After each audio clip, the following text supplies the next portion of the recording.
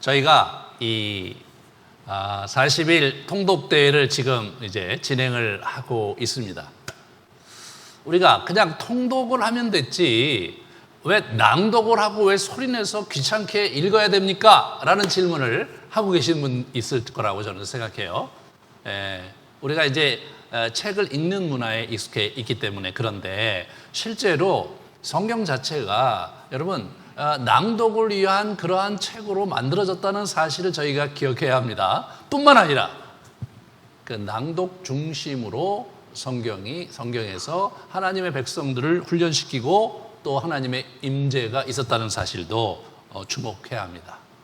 우리 성경에서 만나는 낭독과 선포를 좀 생각해 보고 찾아보려고 합니다. 먼저 신해산 언약식을 우리가 같이 가볼까요? 신해산 언약에 가보시면 한번 그 말씀을 같이 보겠습니다. 언약서를 가져다가 백성에게 낭독하여 듣게 하니 그들이 이르되 여호와의 모든 말씀을 우리가 준행하리이다.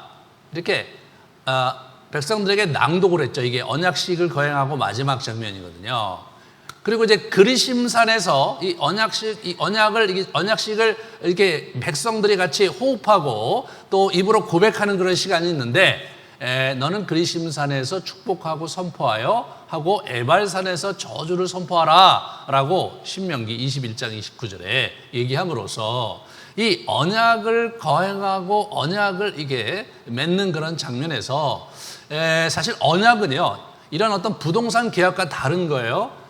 그런 부동산 계약은 물건에 대한 계약이니까 이게 사인을 하지만 언약은 인격 당사자 간의 관계에 관한 그러한 약속이기 때문에 이것은 반드시 인격적인 그 고백이 있어야 돼요. 그 내용의 선포가 있어야 되고. 그래서 우리 결혼식이 그렇게 이제 진행이 되는 거거든요. 자, 우리 계속해서 율법도 보시면 신명기에 보시면요. 율법도 이게 말씀 선포로 이렇게 표현이 되는 거예요. 이는 모세가 요단 저쪽 숲 맞은편에 아라바 광야 곧 바란과 도벨과 라반과 하세롯과 디사합 사이에 이스라엘 무리에게 선포한 말씀이다. 이 신명기가 선포한 말씀이라는 거예요.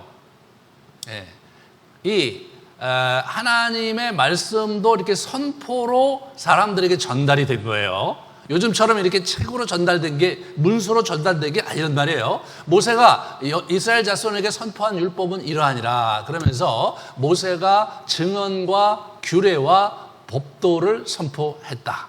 이 선포 말씀, 그죠? 낭독, 소리내서 선포하고 이런 것들이 이제 성경에서 여기저기에서 우리가 볼 수 있는 그런 내용이죠. 이 선포는 이 공동체성을 담보하고 있어요. 우리 같이 한번 이 모든 구성원이 함께 이렇게 듣는 거. 저렇게 이제 됐던 거거든요. 저 앞에 이제 이렇게 이게 낭독하는, 지금 저게 사진이 다 안 나오는데 저 앞에 있는 그 사다리 위에 낭독하는 분이 있어요. 저 초막절 때 이게 낭독하는 거거든요. 그런 온 사람들이, 공동체 모든 사람들이 이렇게 모여서 선포한 말씀을 듣는 거. 그것이 오늘 본문 이야기거든요.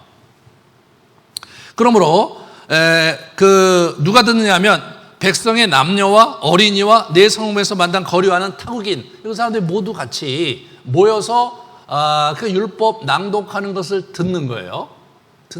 이것이 상당히 중요한 의사 전달 통로였을 뿐만 아니라 그렇게 전달된 말씀을 이들이 듣고 기억하고 순종하는 것, 그것이 고대 유대인들이 했던 그런 신앙생활이었습니다. 우리 신명기 27장에 보면 언약 이 체결식에서 구체적으로 어떻게 하느냐? 축복을 위하여 그리심산에 서고 누구는 뭐 저주를 위하여 에발산에 서고 그리고 저주를 받을 것이요 이렇게 하면, 그죠? 모든 백성은 응답하여 말하되 아멘 할지라, 이렇게 아멘 이렇게 하도록, 화답하도록 그렇게 해갖고 이 내용 자체를 거기 있는 모든 백성들이 하나님께 고백하고 또 승인하는 아멘이라는 그런 구체적인 인격적인 반응을 요청하고 있는 그런 장면을 우리가 이제 보게 됩니다. 그렇다면 이 율법을 낭독하는, 오늘 이 본문에서 보면 이 초막절이거든요. 초막절에 율법을 낭독하게 하는데 그 목적이 뭐냐? 12절 13절에 나오는 거죠. 먼저 뭐냐면 그들에게 듣고 배우고 이렇게 나옵니다. 듣고 배우는 거예요. 듣고 배우는 거를 낭독하면서 듣고 배우는 거예요. 요즘은 뭡니까? 이게 우리가 책을 보고 연구를 하고 배우잖아요. 그죠? 그런데 고대에는 그게 아니라 듣고 배우는 거였어요. 이 듣고 배우는 그런 배움의 양태가 듣는 데서 시작이 됐다. 물론 이런 거는 그 당시 절대 다수가 문맹이고 또 책을 이렇게 다량 생산할 수 없는 상황이었기 때문에 일반적인 그런 양태라고 우리가 볼 수는 있을지 모르는데 실제로 기독교는 그것 이상의 의미가 이 듣고 배우는 데 있었습니다. 이 듣고 배우는 일에 있어서 특별히 12절에 보시면 내 하나님 여호와를 경외하며 이렇게 자녀들에게도 내 하나님 여호와를 경외하기를 배우는데 경외하게 된다는 거예요. 이 말씀을 선포하고 말씀을 낭독하는 것을 들을 때 경외하는 마음이 생긴다는 거예요. 경외하는 거예요. 성경 자체가요, 이 낭독을 위해서 소리내서 읽도록 만들어진 책이거든요. 성경을 눈으로 읽어서 반응하도록 되어 있는 책이 아니에요. 그렇기 때문에 이게 소리를 낼 때 그 살아있는 입체적인 그 능력이 이렇게 임하는 거거든요. 그럴 때 하나님을 경외한다는 것은 무엇을 의미합니까? 하나님에 대한 두려움과 그분의 높으심을 우리가 찬양하고 경배하고 내가 이분을 섬겨야 되겠다라는 그런 마음을 갖게 된다, 그런 의미인데 그게 어떻게 그게 가능합니까? 네, 어떻게 그게 가능하냐 말이에요. 그 말씀을 지적으로 이해해서 그게 가능한 게 아니라 말씀을 들을 때 성령의 임재가 우리 가운데 능력으로 임해서 그분의 존전 안에, 그분의 임재 안에 이게 두려움 가운데 서게 되는 거거든요. 아마 여러분도 성경을 소리내어 읽다 보면 하나님의 임재를 이미 조금씩 경험하는 분들이 있을 거예요. 계속 읽다 보면 어느 날은 완전히 그 말씀 앞에 압도되는 그런 순간을 여러분이 경험하실 수 있을 것입니다. 성경을 이게 낭독할 때 사람들의 마음에 하나님을 경외하는 마음이 이렇게 들어서게 되는 거예요. 그게 어떻게 가능하느냐? 그게요, 이 말씀을 읽고 낭독하는 소리를 들을 때 그때 성령의 임재로 말미암아 그분을 우리가 경험하게 되거든요. 그분의 존재를 경험하게 되거든요. 그럴 때 우리는 어떻게 돼요? 그럴 때 인간은 하나님을 경외하게 됐다는 거예요. 성경을 읽을 때 눈으로 읽는 그런 문화 속에 우리가 이제 이미 들어와 있죠. 그러다 보니까 성경을 많은 사람들이 읽지만 순종하고 또 거기서 하나님을 만나는 경험을 잘 못해요. 성경을 읽고 묵상하면서 굉장히 많은 이야기를 하지만 그렇지만 많은 것을 아는 것 같은데 실제로 하나님을 직접 경험하는 일은 또 다른 영역이죠. 여러분 그렇지 않습니까? 현대 신학을 하는 분들, 그리고 또 이렇게 유명한 그 강의를 이렇게 듣다 보면 학위를 하셨고 또 그 분야의 전문가이고 이렇게 듣다 보면 그 지적으로 굉장히 도전을 받고 저런구나라는 깨달음은 있는데 하나님의 임재를 체험하기는 어려워요. 신학교 다닐 때 아주 훌륭한 교수님들이 나름대로 공부도 많이 하시는 분들이 사실 굉장히 학문적으로 많은 강의를 하시는데 그 시간에 하나님의 임재를 경험한 적은 거의 없습니다. 뭔가 문제가 있는 거예요. 그죠? 뭔가 문제가 있는 거예요. 만약에 여러분 하나님의 임재를 경험하는 게 그렇게 힘들다면, 하나님의 살아계시다는 것을 내가 경험하는 게 그렇게 힘들도록 하나님께서 고안하고 특별한 사람에게만 하나님께서 임재하시는 그런 형태로 하나님께서 사람을 만나셨다면 그 하나님께서 문제가 있는 거죠. 인격적인 관계를 맺으신다고 하시면서 나를 사랑하고 나와 함께한다고 하시면서 실제로 예수님이 내 곁에 계심이 내가 경험하지 못한다면 그러면 어떤 사람이 관념적으로 하나님을 추정할 수 있겠습니까? 어떤 사람이 그렇게 대단한 일들을 우리가 해낼 수 있겠냐 말이에요. 초대교회에 박해가 엄청나게 일어났습니다. 로마 황제가 근 200여 년 동안 기독교를 박멸하려고 무지무지 많이 박멸을 하려고 그 핍박을 하고 사람들을 죽이고 경기장에서 맹수들에게 잡혀먹게 하고 불에 던지고 그런 여러 가지 일들을 자그마치 200년 동안 했는데요. 여러분, 그 200년 기간에 그들에게는 성경이 없었어요. 네, 성경이 없었다고요.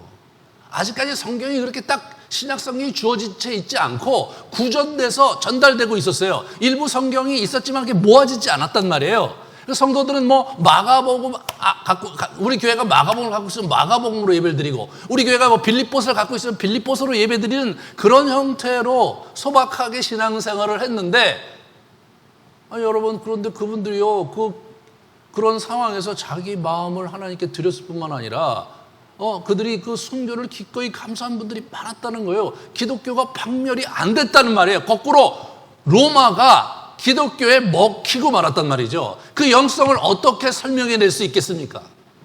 예수님과 동행을 어떻게 가능했다고 생각을 하세요? 참, 그 수수께끼를 우리가 풀어내야 되는데 그 수수께끼는 바로 여기 있는 거예요. 하나님의 말씀이 많지 않다 하더라도 여러분, 그냥 마가복음 하나 갖고 계속해서 낭독하고 묵상하는 삶을 살 때 예수님을 만나고 경험할 수 있었던 거예요. 이제 제가 다음 시간 계속 얘기하겠지만, 이스라엘 역사 속에서도 이게 그 하나님의 말씀을 낭독할 때 놀라운 역사와 부흥이 일어난 일들이 몇 차례 있었어요. 그런 부분에서 하나님을 경외를 어떻게 하게 되느냐? 여러분, 하나님을 경험하고 하나님을 만나면 하나님 경외하게 돼요. 경외하라고 해서 경외가 됩니까, 사람이? 어림도 없어요. 여러분이 나를 존경해야 된다 이렇게 해서 여러분이 나를 존경하시겠습니까? 어림도 없어요. 어림도 없어요.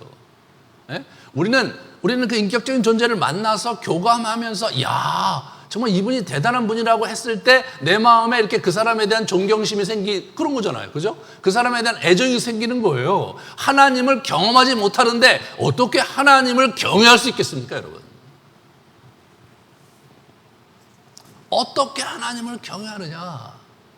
네, 하나님의 말씀을 낭독하는 소리를 듣고 그것을 되뇌이고 그것을 묵상할 때 성령의 임재를 체험하는 거거든요. 고대로부터 기독교의 그 전통에는 하나님을 어떻게 만나느냐? 하나님의 말씀을 읊조리면서 묵상하면서 그분 앞에 나아갈 때 우리는 하나님을 만나러 간다, 그렇게 얘기해 왔어요. 고대로부터 그렇게 해왔어요.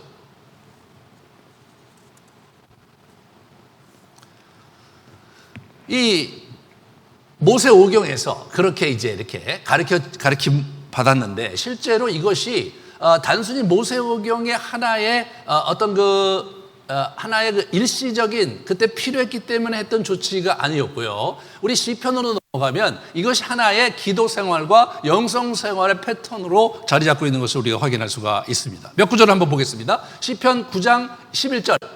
너희는 시온에 계신 여호와를 찬송하며 그의 행사를 백성 중에 설포할지어다. 내가 주의 공의를 내 심중에 숨기지 아니하고 주의 성실과 구원을 선포하였으며 내가 주의 인자와 진리를 많은 회중 가운데 감추지 아니하였다. 모든 사람이 두려워하여 하나님의 일을 선포하며 그의 행하심을 깊이 생각하리로다. 하나님의 일을 선포할 때 그의 행하심을 깊이 생각하는 이게 기본적인 영성의 하나의 패턴이었다는 거예요. 그것이 구체적으로 시편 119편 율법에 관한 그 아주 유명한 시에 저렇게 나와 있어요. 주의 입의 모든 규례들을 나의 입술로 선포하였으며 내가 모든 재물을 즐거워함 같이 주의 증거들의 도를 즐거워하였나이다. 내가 주의 법도들을 작은 소리로 읊조리며 주의 길들에 주의하며 주의 율례들을 즐거워하며 주의 말씀을 잊지 아니하리이다. 이렇게 나와요. 잊지 아니하리이다. 여러분 보세요. 여기 입술로 선포하고요. 그리고 나서 선포된 말씀을 작은 소리로 읊조리는 거죠. 묵상하는 거예요. 주의 길들에 주의하는 거죠. 여러분, 이 소리를 내서 읊조릴 때 이 묵상하는 게 굉장히 달라요. 머릿속으로 이렇게 자꾸 생각하는 것과 소리를 내서 읊조리는 것과 달라요. 그 소리 속에 하나님의 임재와 성령의 임재를 체험하게 돼 있거든요. 하나님, 목사님 왜 저는 이렇게 하나님 저를 안 만나 주십니까? 기도를 많이 했는데도 하나님 저를 안 만나 주시는 것 같아요. 네, 그래요. 네. 하나님이 우리를 만나주시는 장면은 하나님의 말씀을 선포하고, 그리고 그 선포된 말씀이 내 마음을 때릴 때 그것을 읊조리면서 묵상할 때 하나님의 임재를 체험하는 거예요. 우리가 기도를 막 부르짖으면서 내 하나님께 요청하고 하나님께 또 아우성 막 소리를 질러서 우리의 필요를 아뢰고, 그리고 하나님 우리를 만나주시느냐? 예, 때때로 그렇게 하시지만 그것은 일반적인 방법이 아닌 거예요. 예. 일방적으로 내가 얘기를 많이 한다고, 기도를 많이 한다고 하나님이 나를 만나주시는 경험을 우리가 할 수 있나요? 여러분 해보셨잖아요. 예, 그렇게 해서는 한계가 있는 거예요. 하나님의 말씀을 소리내서 선포하는 것이 굉장히 중요한 거예요. 여러분, 현대 수많은 책이 있는데 소리내서 낭독해서 효과를 볼 수 있는 책이 있다면 유일하게 그 성경입니다, 여러분.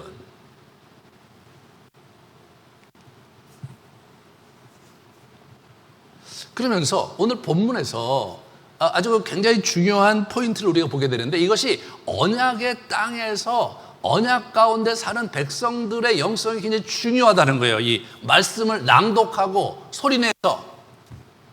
첫 번째로 시간의 리듬으로 행해졌어야 되는 거죠. 오늘 보면 매 7년 끝에 곧 면제년의 초막절, 그러니까 7년 그 7년 되는 그의 그 면제는 7년 되면은 또 뭐 자기가 데리고 있었던 노비도 이제 풀어주고, 뭐 빚도 좀 탕감해주고, 그렇게 했거든요. 그러다가 또 이제 신년이 되는 거예요. 7년씩 7년이 되면 완전히 모든 걸 탕감해주는 그런 형태로 이게 이제 그 리듬을 갖게 됐거든요.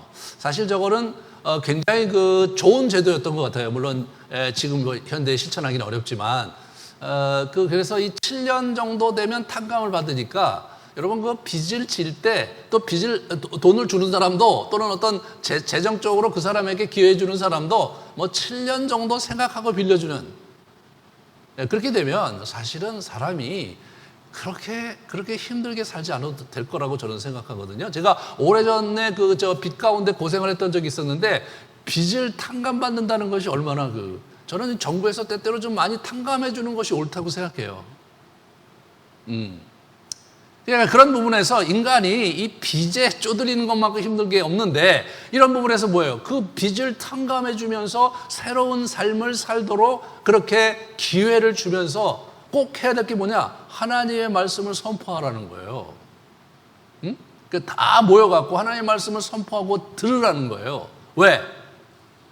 우리가 이 땅을 사는 것이 하나님을 경외하고 그분의 뜻을 행하는 것이 우리의 참 인생이기 때문에, 진정 쌓여가는 그런 삶이기 때문에, 그걸 다시 주입하고 또다시 여러분 7년 만에 리셋해 줄 수 있는, 새롭게 시작할 수 있는 그런 발판을 마련해 주려고 하는 그런 리듬이 있었다는 거예요. 사람이요, 여러분도 사시다 보면 알겠지만, 나는 이게 옳다고 생각하고, 그리고 이런 패러다임 속에 쭉 이제 어떤 패러다임 속에 흘러가잖아요. 그런데 그게 때때로 잘못 간 것일 수도 있고 편협한 것일 수도 있잖아요. 한번 돌아봐야 되거든요. 한번 돌아보고 끊어내고, 내가 정말 잘 살았나? 내가 정말 최선을 다해서 산다고 했는데 내가 옳은 선택을 하고 오는 걸까? 그런 부분에서 한 번씩 되돌아봐야 돼요. 성경은 그것을 7년마다 한 번씩 꼭 하라고 그러는 거예요. 여러분이 이번 이 통독 대회 기간에 말씀을 앞에 통독하면서, 이게 소리내어서 봉독하면서 여러분의 영혼을 주님 앞에 이렇게 내려놓는 시간을 가져보세요. 그분 앞에 머무는 시간을 가져보세요. 나는 지금 잘 살고 있는가? 이 코로나 상황 속에 내가 하나님 앞에 어떻게 사는 것이 맞고, 내가 어떻게 하는 것이 하나님 앞에 옳은 삶인가? 그거를 점검해 보시는 시간을 가지셔야 됩니다.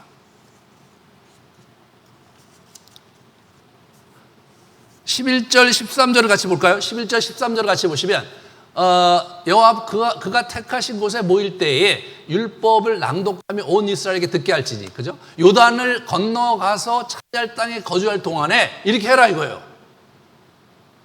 언약 백성이 언약의 땅에서 오늘 얘기하면 어떻게 돼요? 하나님의 나라의 삶을 사는 거죠. 하나님 중심의 삶을 사는 거예요. 그 하나님 중심의 삶을 살아가는 그 영성, 그거 어떻게 확보할 것이냐? 하나님의 말씀을 정기적으로 선포하고 묵상하는 삶을 통해서 우리의 영혼을 기경하고 우리를 새롭게 하는 그런 영성 생활이, 리듬이 우리에게 필요하다는 겁니다.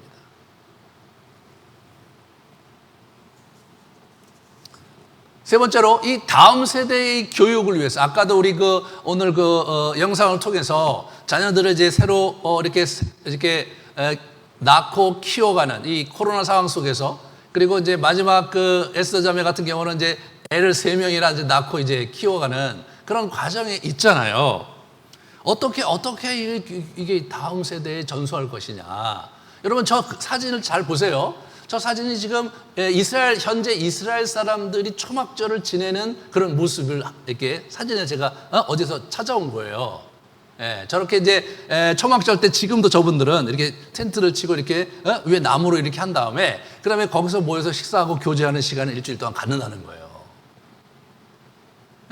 저분들이 저렇게 온 가족이 함께 모여서 이제 하나님의 말씀을 공부하거든요. 하나님의 말씀을 나누는 시간을 갖는 거거든요. 그래서 하나님의 말씀을 봉독하는 건 7년마다 한 번씩 하는데 매년 뭘 하느냐면 저분들이 전도서를 같이 낭독하면서 시간을 갖는 거예요. 전도서를. 식구들이 저렇게 있으면서 전도서를 계속해서 낭독하고 묵상하면서 뭐 하는 겁니까? 전도서가 인생이란 무엇인가에 대한 끊임없는 성찰이잖아요. 내가 지금 어디에 지금 매몰돼서 살고 있는가, 내 인생의 방향이 제대로 가고 있는가를 점검할 수 있는 문구들이 굉장히 많이 나오거든요. 자기를 성찰하는 거예요. 그런데 여러분, 저 상황에서, 저 세팅에서 뭐 성경책을 보고 이렇게 하는 게 아니라 낭독하는 거예요, 낭독. 앉아서 들으면서, 그러면서 같이 이렇게 호흡하고 하나님께 나아가는 거죠. 유월절도 보면요, 유월절 출애굽기 12장 이렇게 보시면 유월절 규례도 이렇게 이 일을 규례로 삼아 너희와 너희 자손에게 영원히 지킬 것이니 이렇게 하면서 너희 자녀가 묻기를 이 예식이 무슨 뜻이냐 하거든 너희는 이르기를 이는 여호와의 유월절 제사라 여호와께서 애굽 사람에게 재앙을 내릴 때에 애굽에 있는 이스라엘 자손의 집을 넘으사 우리의 집을 구원하셨느니라. 그렇게 이제 이렇게 하신 거예요. 그러니까 구체적으로 그 다음 제너레이션에게 어떻게 교육해야 되는지를 이렇게 얘기해주고 있잖아요. 문답식으로 하는 거예요. 문답식으로. 여러분 하브라타라고 유대인의 교육 방식에서 제일 중요한 게 문답식으로 하는 거예요. 그 사람들 그걸 지금도 하고 있는 거예요. 그러니까 여러분 한번 유튜브 같은 데 찾아보세요. 하브라타 교육하는 거. 이 사람들이 학교를 세워놓고요. 거기서 줄식작지어서 계속 질문하는 거 하는 거예요. 질문. 내가 질문하고 답하고 계속 그걸 연습을 하는 거예요. 그 질문하고 답하는 연습을 계속 하면서 이 친구들이 성장을 하는데 그때 어떻게 되냐면 엄청난 지혜가 그들에게 장착이 되는 거잖아요. 지금 유대인이 전 세계에 굉장히 커다란 영향력을 행사하고 있는 걸 우리가 잘 알고 있잖아요. 현대 교육이 사실 굉장히 아주 많이 발달하고 발전하고 그리고 이제 여러 가지 정보를 취득하게 잘 짜여져 있는 것 같지만 실제로 지식이 아니라 인생을 살아가는 데는 지혜가 필요해요. 지혜가. 그렇잖아요. 그런 지식을 어떻게 활용할 것이고 그런 지식을 어떻게 상품화할 것이며 어떻게 인류에게 유익하게 사용할 것인가 이것은 지혜거든요. 이게 통합하고 지혜가 필요하단 말이에요. 지혜는 어떻게 형성되느냐? 저렇게 하나님의 말씀을 듣고 질문하고 묻고 답을 듣고 그런 과정에서 이게 우리 안에서 통합되면서 일어난다는 거예요. 아까 에스더 자매가 이 자녀 교육에서 곤혹스러워하는데 첫 번째 자녀를 노엽게 하지 말고 두 번째 주의 교훈을 가르치라고 하면서 이제 같이 이렇게 성경을 같이 나누고 같이 묵상하고 하는 거 그런 얘기를 잠깐 들려줬는데 그것이 우리가 그렇게 해야 되는 거예요. 그렇게 해야 되는 거예요. 여러분 이제 지금 우리가 가족과 함께하는 시간이 많잖아요. 가족과 함께하는 시간이 형제들이 이제 출근 안 하고 집에 있는 시간도 많고 그럴 때 함께 이 기회를 삼아서 같이 이렇게 말씀을 낭독하고 성경을 공부하는 그런 시간을 갖는 거 매우 유익합니다, 여러분. 매우 유익합니다. 저도 우리 작년에 우리 두 친구들이 이제 집에 저도 있고 저도 집에 있는 그런 시간이 있었어요. 그러니까 6개월 동안 역대하 공부를 같이 했어요. 역대하 공부를 같이 쭉 이제 이렇게 했는데 거기서 역대하가 이 가정 얘기가 나오거든요. 이 가문 얘기가 나오고 인생이 나오고. 같이 공부하면서 우리 식구들이 모처럼 이렇게 돈독하기 시작했어요. 중고등학교 서로 보내면서 융전이나 터울이 되니까 서로 함께 이렇게 뭔가를 할 수 있는 시간이 없었는데 지금이 절호의 기회다. 그래갖고 이제 시간을 보냈는데 참 좋은 시간을 갖게 됐어요. 예. 그리고 생각보다 저는 이제 늘 긴장이 있었던 게 제가 이제 목사니까 우리 아이들을 제가 성경을 가르치고 그럴 때 굉장히 그 부담을 느끼지 않을까라는 걱정을 많이 했는데 그렇지 않고, 예, 아주 굉장히 재밌게 같이 나누고 그리고 깊이 고민하는 것을 제가 보면서 너무 감사했습니다.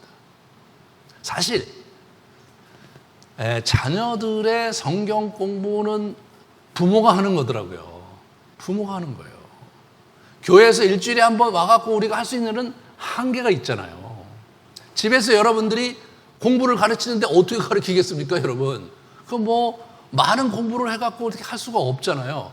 가장 중요한 게 뭐냐? 낭독하고 같이 읽고, 그런 가운데 깨우침을 같이 가져가고 모르면 좀 찾아보고 이렇게 하면서 조금씩 하는 거예요. 중요한 건 뭐냐? 기본적으로 성경을 같이 읽는 건데 읽을 때 낭독하면서 소리내서 같이 읽는 거, 이게 아주 그냥 심플하고 좀 별거 아닌 것 같지만 거기에 하나님의 임재와 하나님의 역사가 도도히 흘러가는 거예요. 그거를 하나님이 약속해 주신 거더라고요. 그래서 요즘 이제 캠핑을 많이 가고 차박도 많이 하고 그러는데 그렇게 놀러 가셔서 아이들과 함께 노는 시간에 좀 이렇게 1시간, 2시간은 꼭 내서 성경 같이 읽자. 그래서 같이 읽고 그렇게 하면서 여러분들이 아이들과 함께 이 기회를 성경을 많이 같이 소리내서 읽는 그런 영성을 같이 이렇게 호흡하시는 그런 여러분 되셨으면 좋겠어요. 생각보다 아이들은요, 성경을 읽을 때 좋아해요. 여러분이 싫어하지. 이번엔 보니까 통독하는데 나는 통독 안 하겠습니다. 이렇게 하시는 분들이 더러 있더라고요. 난 못하겠다. 물론 바빠서 형식적인 여유가 없어서 성경을 이제 이렇게 읽지 못하는데 이렇게 통독 같이 이렇게 공동체적으로 이렇게 할 때 함께 마음을 실어서 이렇게 하는 것이 여러분에게 큰 유익이 됩니다. 여태까지 이제 저희가 이게 통독 문제를 개인에게 맡기고 소그룹에게 맡겼는데 이번 기회에 우리가 전체 공동체적으로 이거 해보자 해서 이제 시작을 하는 거잖아요. 네. 성경을 읽지 않겠다는 것은 하나님과 거리를 두겠다는 확실한 그 선언이기 때문에 그 참 좋지 않은 겁니다, 여러분. 기도 생활과 영성 생활에 큰 회방이 됩니다.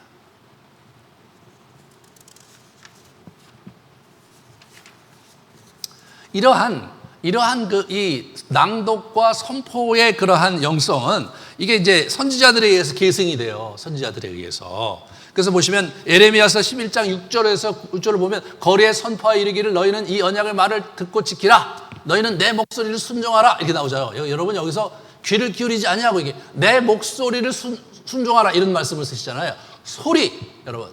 내 뜻을 순종하라. 내 명령을 순종하라. 이렇게 얘기하지 않고 소리를 얘기해요. 소리가 중요해요. 우리 세례요한이 광야에서 외치는 자의 소리잖아요. 예? 광야의 소리잖아요.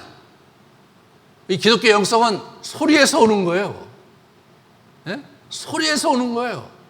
여러분의 육신으로 소리를 내면서 그러면서 그 말씀이 성령께서 그걸 붙잡고 역사하시는 놀라운 체험을 우리가 해야 되는 거예요, 이제는.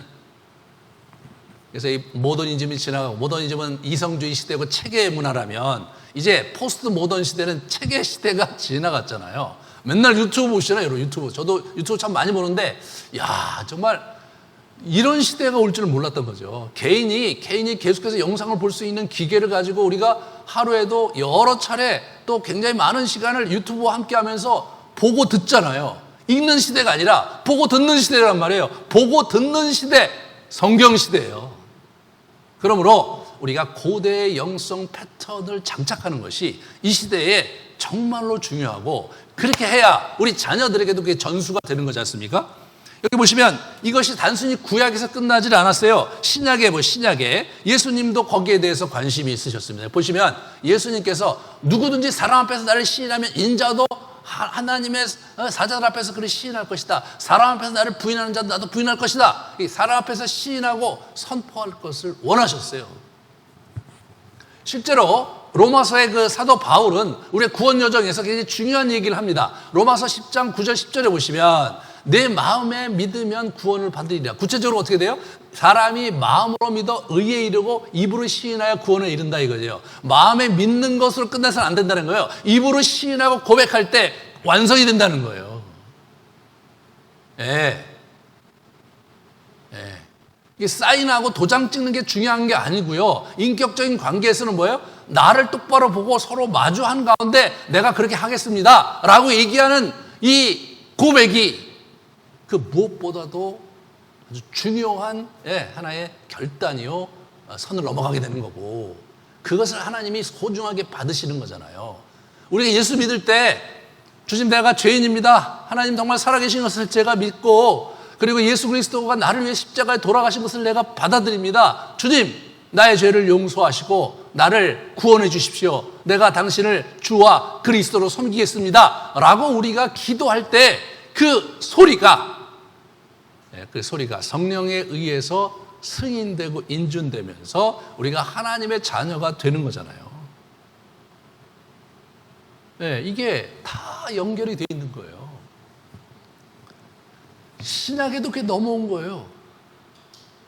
그리고 이것을 재발견한 사람들이 누구냐? 사막의 수도사들이었어요. 사막의 수도사들이 그들이 예수님을 따라서 자꾸 성경을 반복해서 읊조리고 기도하는 가운데 이들이 그것을 이제 그 영성을 이제 붙들었는데, 여러분 그 포스트 모던 시대의 20세기에 이것을 구현한 프로그램 중에 하나가 FIC, 우리가 지금 하고 있는 프리덤 인 크라이스트, 그리스도 안의 자유 프로그램인데 거기에 그 선포하는 게 있거든요. 네? 내가 그리스도 안에서 누구인지, 하나님이 나에게 어떤 분인지, 내가 왜 승리할 수밖에 없는지, 내가 갖고 있는 비진리를 거부하고 진리를 붙잡는 그 선포문이 가득 있는 프로그램이잖아요. 그것이 뭐예요? 굉장히 많은 여러분 성도님들의 마음을 흔들어 놓고, 그런 가운데 힘이 나고, 그런 가운데 하나님에 대해서 다시 생각하고 자기 신앙을 다시 붙드는 그런 놀라운 일들이 우리 교회에 지금 일어나고 있단 말이에요. 저는 사실은 이것이 고대에서는 그랬지만 지금 이게 포스트 모던으로 우리 이 체계 시대에 와서 이거 동일하게 그런 어떤 효과가 있을까? 이제 그런 부분에서 이게 퀘션이 좀 있었어요.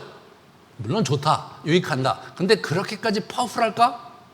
그런 생각이 있었는데, 이것을 정말 그렇게 선포하게 하고 같이 이렇게 매일매일 그 단톡방에서 선포했다는 얘기를 쓰게 하고 하니까 하나님께서, 성령께서 역사하셔서 진리의 영께서 진리로 인도하는 놀라운 역사를 많은 분들이 체험하고 있다는 사실은 정말 충격적이었습니다. 이것은 책이 없었기 때문에, 문명이 없었기 때문에 갖는 그런 특징이 아니라, 이것은 하나님께서 고안해내신 기독교 영성이 굉장히 중요한 하나의 축이었고 기술이었고 지혜다. 하나님께서 그것을 고안해내신 거예요. 우리가 그 하나님의 고안된 형성 그 프로젝트, 그 과정을 몸으로 익히는 것이 여러분과 저에게 그 어느 때보다도 중요한 시대가 되었다는 거죠. 우리는 소리내어서 읽는 것에 대해서 다시 생각해야 돼요. 다시 우리가 습득을 해야 돼 이제. 그리고 배우고 묵상하면서 하나님의 성령께서 그 말씀, 내가 선포한 말씀 가운데, 그 소리 가운데 역사하시고 임하셔서 나를 진리 가운데로 인도하시는 그 놀라운 체험을 여러분이 경험하실 수 있기를 축원합니다. 우리 40일 동안 이 패턴을 만들어가는 거예요. 이제 새로운 시대에 여러분 이 새로운 패턴을 만들어가는 거예요. 저희 교회가 지금 지난 10여 년 동안 새로운 패턴을 계속해서 만들어가고 있잖아요. 이게 첫 번째 스텝인 거예요. 여기부터 시작이 돼야 되는 거예요. 하나님의 말씀을 소리내서 읽어내는, 낭독하는 영성부터 시작이 돼서, 그것이 FIC 프로그램과 그것이 묵상과 깊이 하나님 앞에 나아가는 그러한 영성 훈련으로 이게 전체가 쭉 연결되는 그러한 패러다임의 첫 번째 고리가 뭐냐? 하나님의 말씀을 낭독하고 선포하는 영성을 체득하는 것입니다. 거기에서 하나님의 임재를 체험하고 하나님의 살아계심을 자기가 경험하며 그분을 내가 섬기고 경외하겠다는 마음을 우리가 이렇게 붙잡게 될 때에 놀라운 일이 일어나는 것입니다.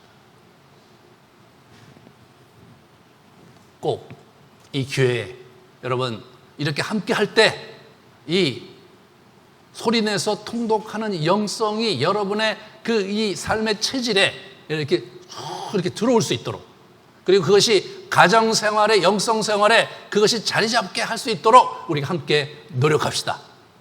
주께서 놀라운 능력으로 성령의 역사하심으로 여러분과 여러분의 가정에 함께 하실 것을 믿습니다. 같이 우리 기도하시겠습니다.